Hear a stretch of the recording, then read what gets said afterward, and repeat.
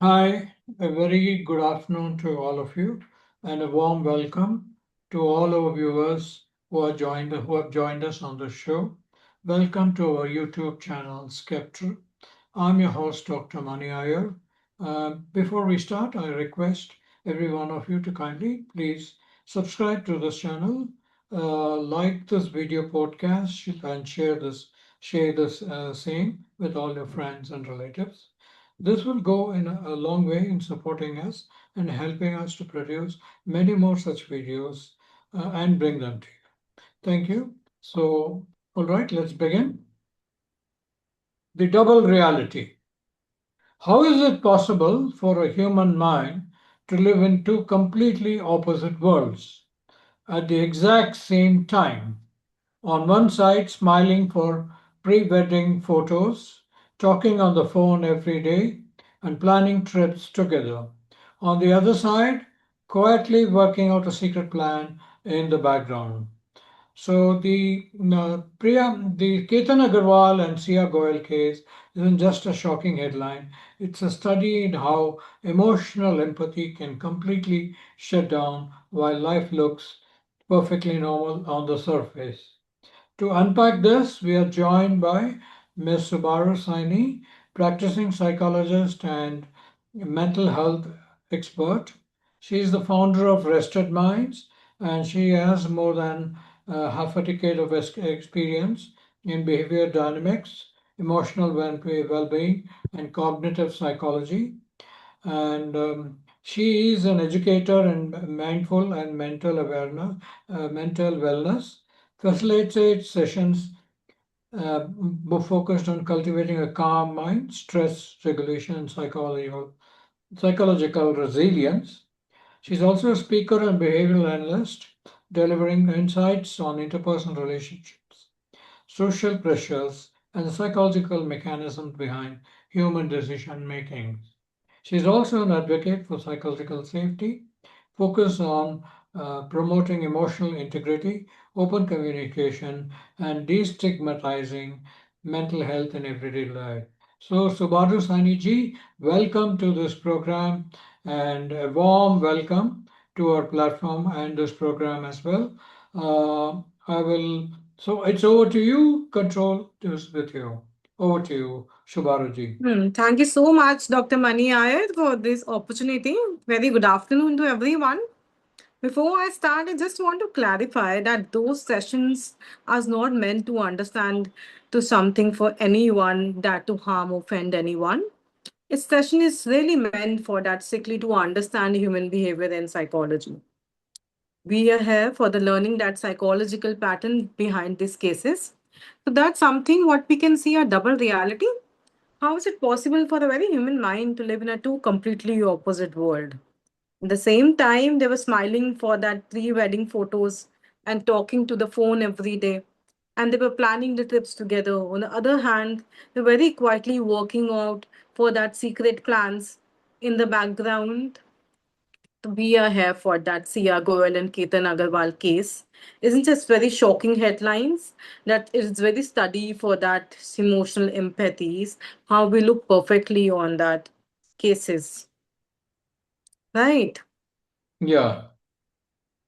So when we analyze the very high profile criminal cases, the public demand and attentions usually focuses on that outcomes, how we sequence of that events.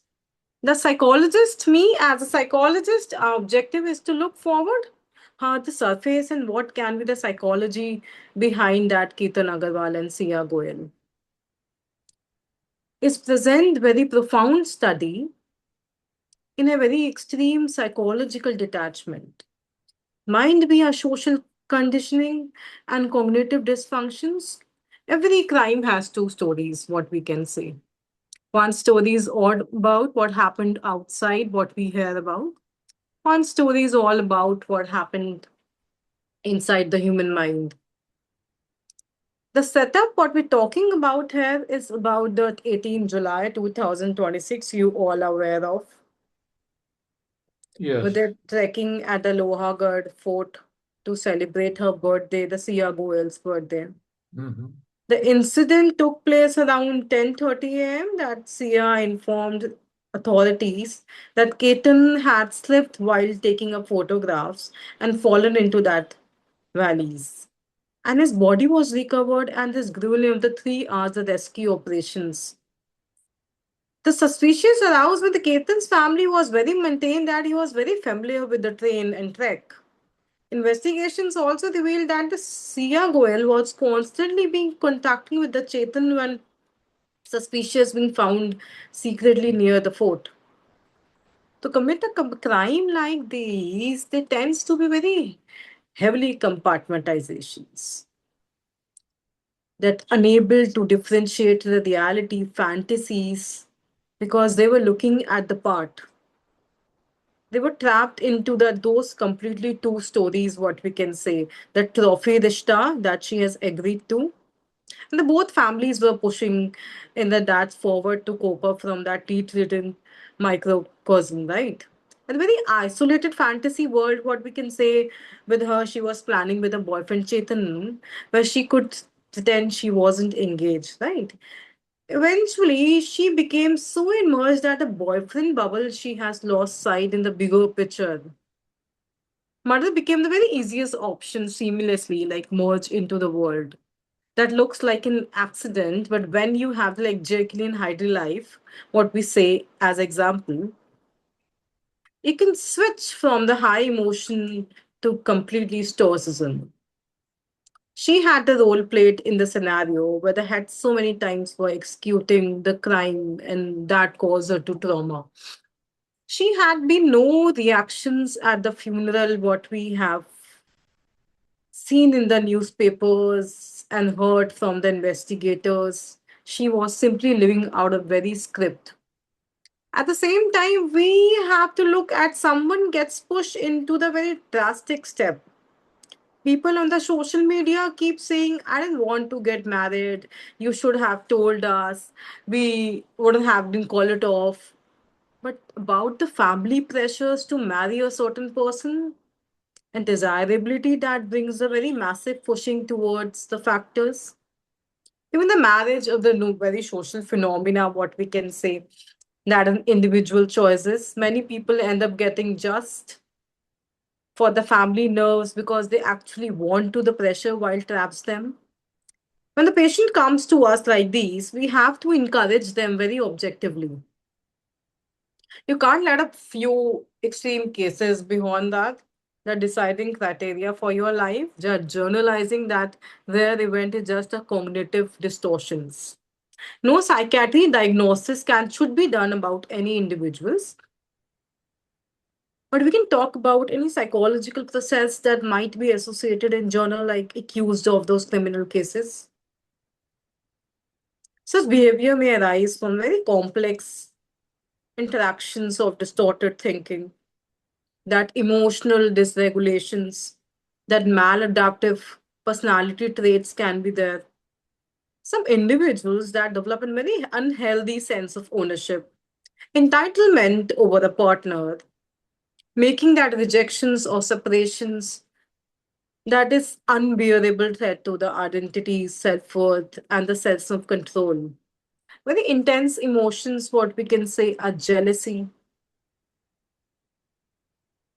a fear of omitment, humiliations, that betrayal can sometimes can overwhelm our rational decision making. When these feelings are being combined with the lack of impulse control, the problem with the anger management, to live or nothing thinking, and the person may see violence as a way to waste suffering and regain control, right? So this is not a rational response, but a very dangerous breakdown of the very healthy emotion regulations. Certain personality traits like narcissism, antisocial tendencies, severe emotional instabilities can have extreme reactions to the rejections. The vast majority of people with mental health conditions or the personality disorder are not the violent, she said, and the ones violent are being shaped by many factors: previous life experiences, learned behavior, substance use, access to weapons, situational stressors. You, It's all you, about. yeah, just a moment. So you're saying all these factors were involved? We are telling as an example when all these factors can involve, these criminal cases can arise when there's something personality disorder can be there. Hmm. Some of the Okay. warning signs we should not ignore. Let me tell you some warning signs. Earlier identification of very obsessive possessiveness, increasing threat, can increase threat, coercive control, inability to accept boundaries should not be taken as those behaviors may be indicative for that urgent psychological interventions. Firstly, if your partner hints that inclinations it towards other person, please do not ignore that. By force, you can get someone's body, you cannot get somebody's soul and mind and love. Number two, if the person keeps telling lies and showing you down, mocking you, not giving you the equal status, this is the red flag what we can see. Along with the love, that respect is also very necessary. Number third, if you see the track matches or not, personality traits or not, a relationship not become as very suffocations, but as a burden. But relationship would not last long if all these red flags are there. Today we are going to break down that psychological dynamics, what we're talking about, that Sia Goyals and the Ketan Aggarwal. The dramatic headlines and examine us, the very deep mental structures can be there. Societal pressures, personality traits that drove that strategy maybe. I will walk through some five detailed psychological phases step by step. The weight of that social conditioning of the very extreme cognitive dissonance are there.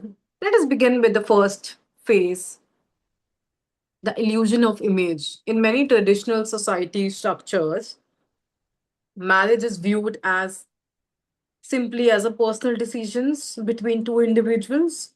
It's being tied to a family reputations as a social standing, a public approval. For many people, maintaining a very flawless public image becomes a very central goal of the life. Internal clash can be there when an individual person desires and secretly direct that contradict with their family and society expect. What we call in psychology is the cognitive dissonance. The mind is trapped between two opposing realities. What we expected to do versus what I actually want. Why direct refusal fades? A very emotional, healthy person resolves the tension by communicating directly, by breaking the engagement, accepting short term conflict, facing social awkwardness can be there. But to a mind shape that a very social shame saying no directly can lead to a social suicide, है ना? The fear of family disappointment and the public judgment becomes so overwhelmed that the individual views confronting the truth as a very impossible options.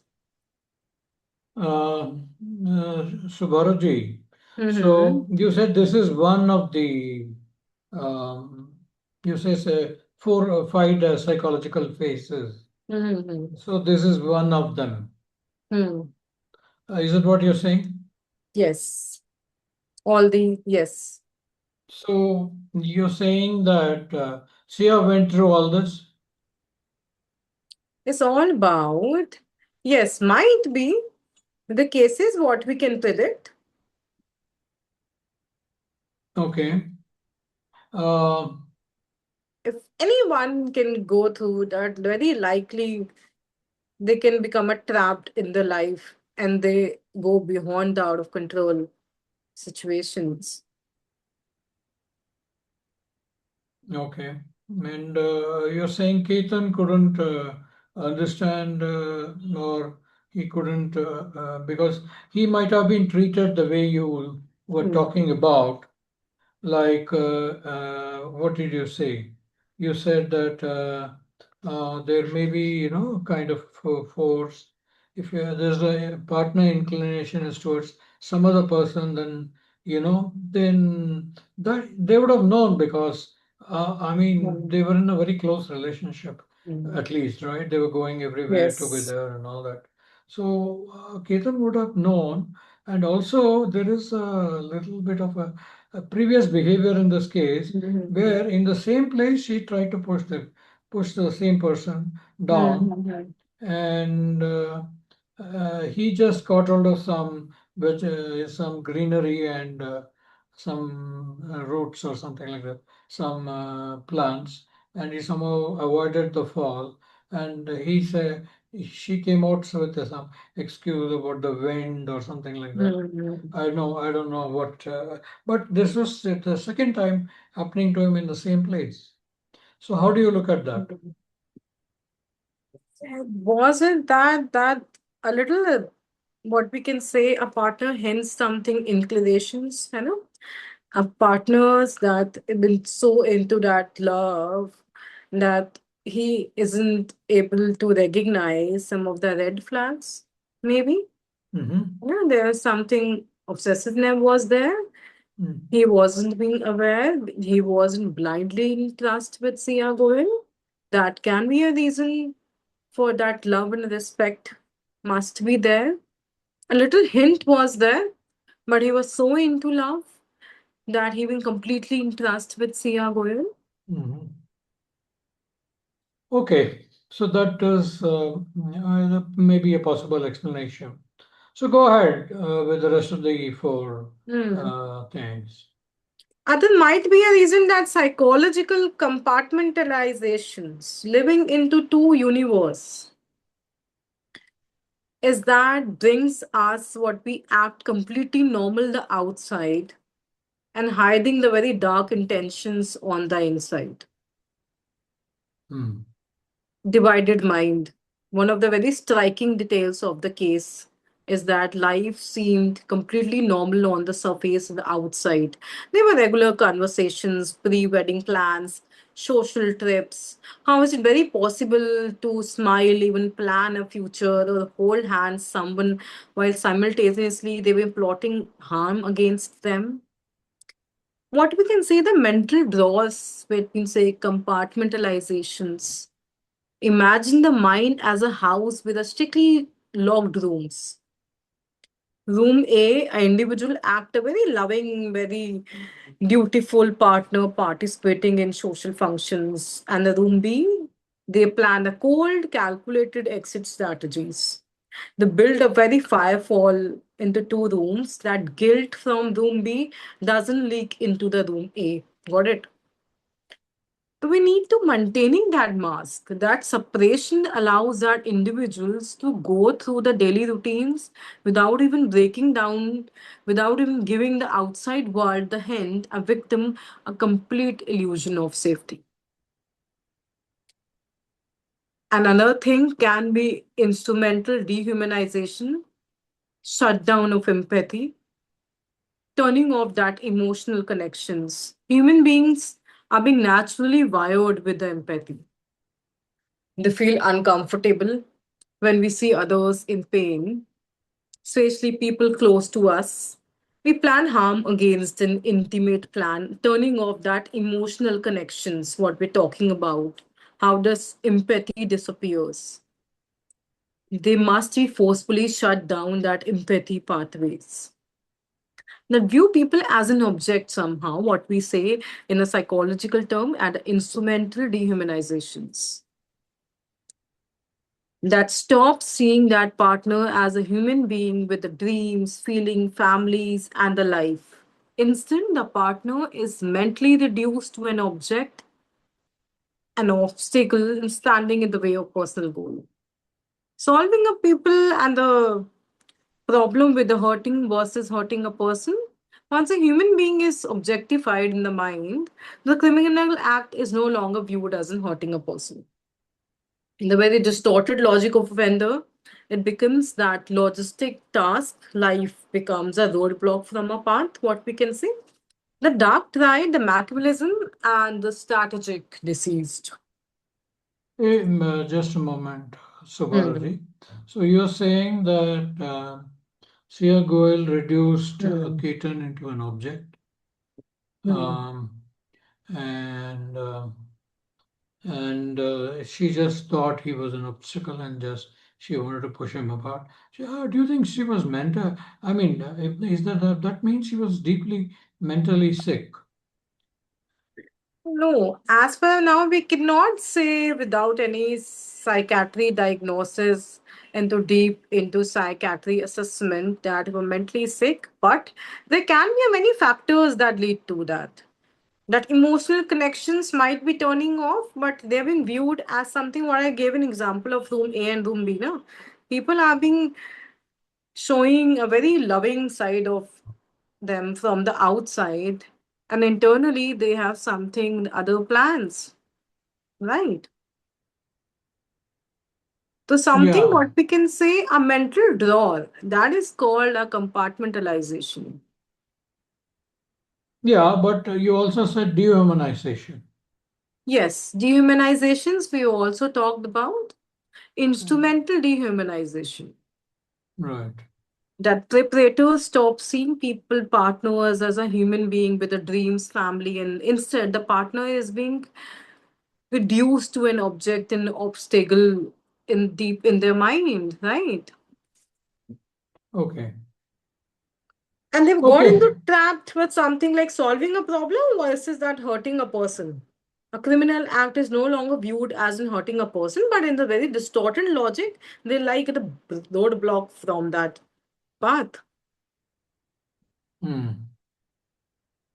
Okay. All right, so let me just disclose you that something the dark tide, a Machiavellism, and the strategic deceased. What we can say not a crime of passion and happens in 2 seconds when someone loses control due to a sudden anger. When a crime involves multiple steps like fake narratives, staged events, sustained lying over days and weeks, we're looking at this very structured personality pattern. Machiavellism traits what we study in psychology.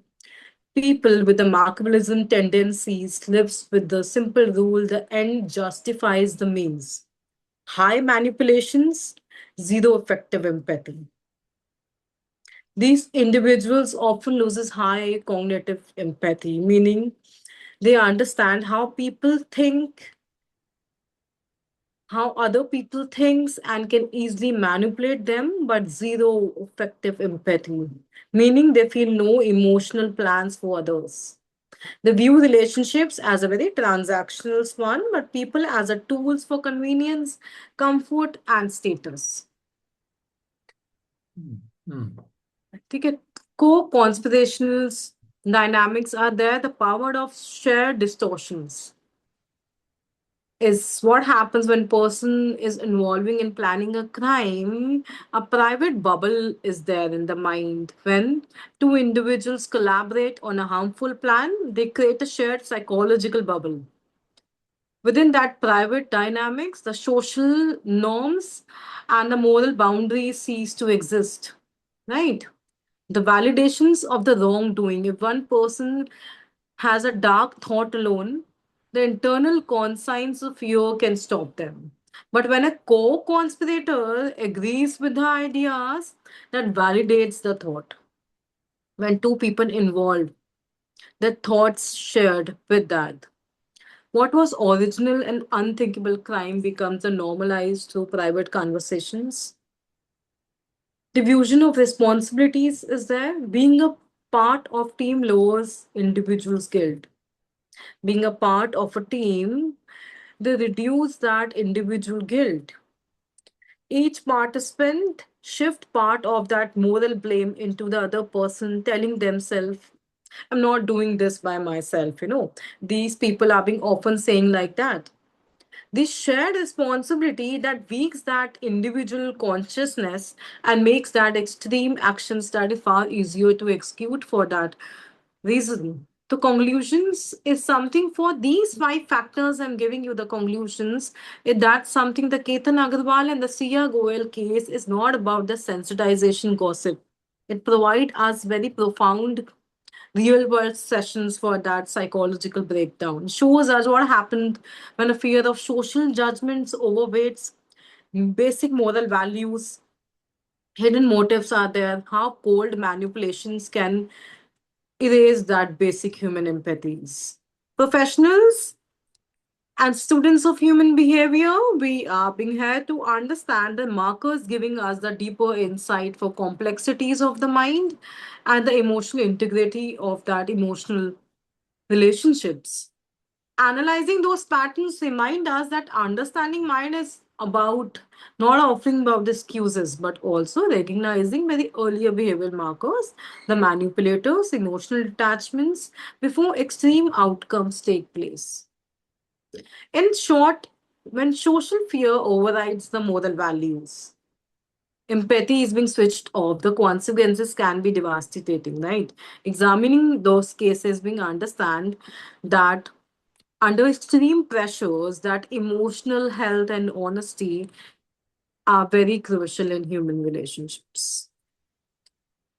So, is it all of the above?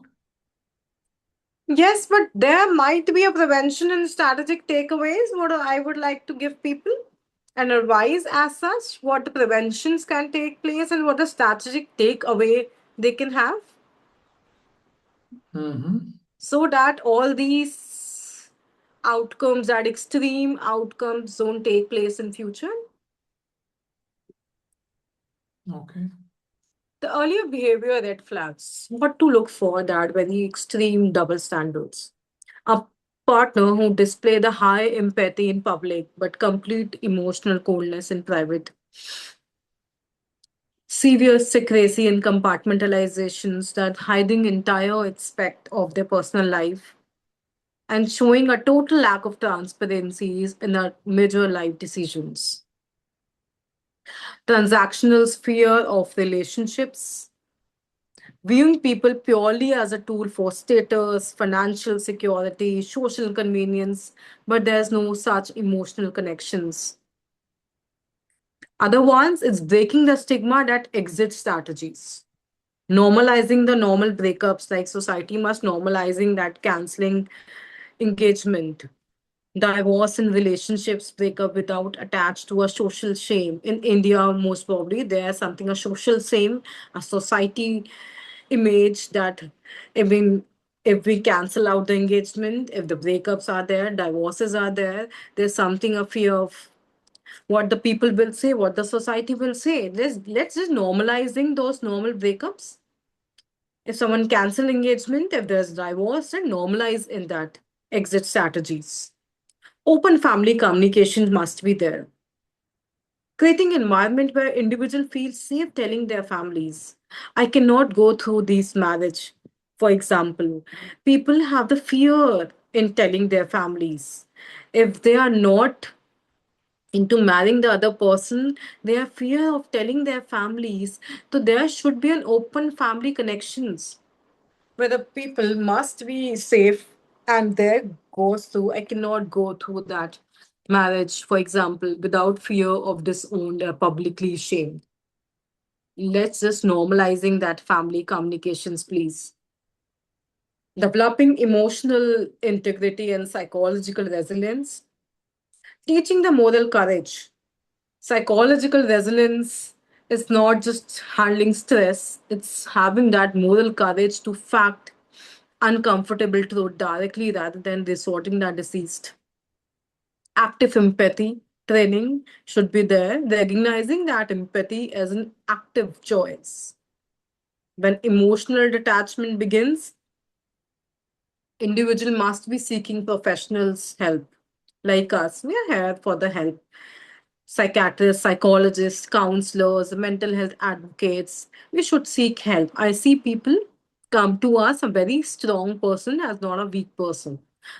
So that when there's a time to seek help, do seek help from many professionals in those cases before the dark rationalizations take over, right? The takeaways for the audience, the like the headlines was in the human mind. The sensational headlines captures what happened. But the psychology helps us to understand why all these giving us the tools to prevent the future harms. Empathy as a safety net. The ultimate takeaway is that a human empathy, open communications, social support system as a very strongest defense to psychological breakdown and manipulations. Preventing these strategies, what we can say, begin changing how we handle societal pressures. When we build a cultural while people can speak the truth, even it's uncomfortable, we remove that desperate fear that drives extreme, harmful choices, right? One of the lessons, some of the lessons, the family dynamics, technology, and control, I would like to say in discussion today. That illusion of control. What a person feels trapped in a situation like a very unwanted engagement or the family forced marriage, they feel they have lost all the control over their life. And one psychological insight into that in a very distorted mind, like planning a complex crime becomes a toxic way to take back that control. It gives the individual a very dangerous false sense of power and independency, right? Okay. There are some lessons also. The lack of psychological safety in families are key preventions that handle the uncomfortable truth. What we see as a psychologist, we must ask that critical questions. Do our families provide enough psychological safety for someone to openly say, I'm not happy with this marriage? When the fear of family disappointment and the social shame eliminated, the motivation to seek extreme and irrational exist disappears. There are some digital and some anonymity and the false confidence, what we can say the role of technology in the modern premeditated crime. Now, researching that criminal methods and staging techniques, one creates the online as a illusions of intelligence. The preparators feel smarter than the law. They build false confidence and lower their fear of getting caught.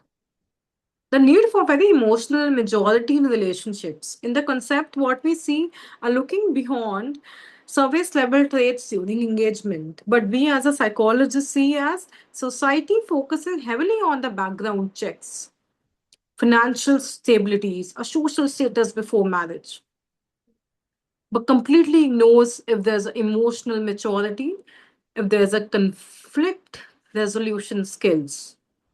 A person's ability to handle the rejections, the pressures is far more critical than their public image. Right? Just 1 second here. So, if the society have to take a look at some of the emotional security angles and the Hmm. conflict resolution skills in a person, how would you go about doing that? Is that we should have the open communication first of all in family.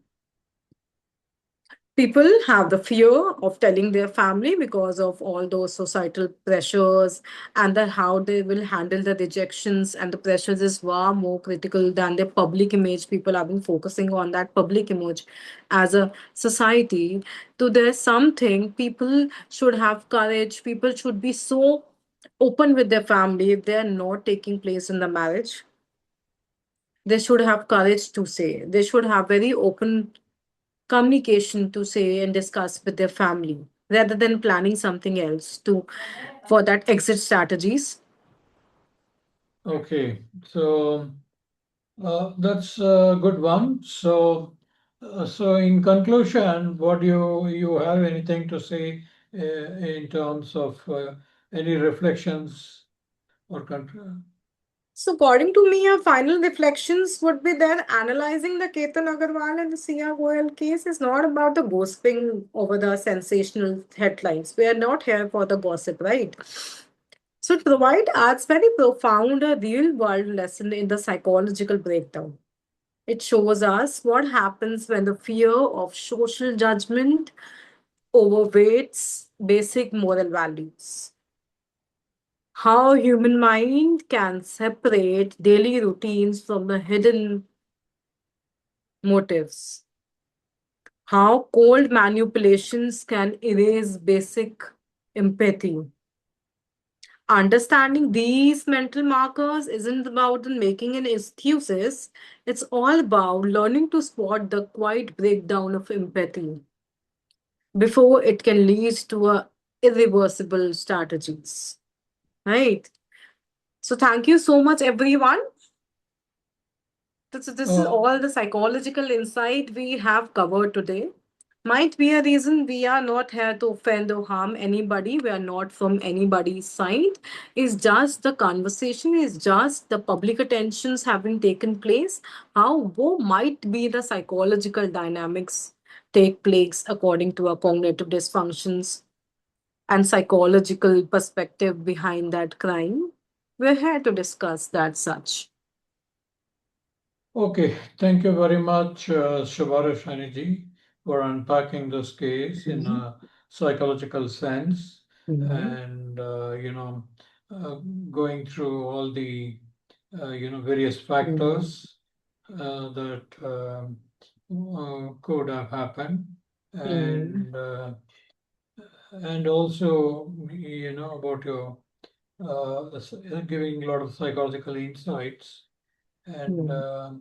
also the takeaway in terms of emotional maturity and Mhm. conflict resolution. So Mhm. thank you very much, Subharuji. It was a great discussion and good to analyze the psychological aspects of this case with you. Thank you so much. Thank you so much, Dr. Uh, Mani Iyer. Yes. Thank you very much, Dr. Subaruji, and we very much will see you on other show sometime Mhm. soon. So thank you Absolutely. No worries. Thank you so much. thank you very much for having taken time off from your busy Mhm. schedule and coming to our platform and talking about this case. Thank you, Ji. Thank you so Well, much. so looking forward to meeting you at another show on our platform. Thank you, Ji. Good day, Thank you. Good day and too. have a very good afternoon and rest of the day. Thank you very Thank you. much. Thank you so much.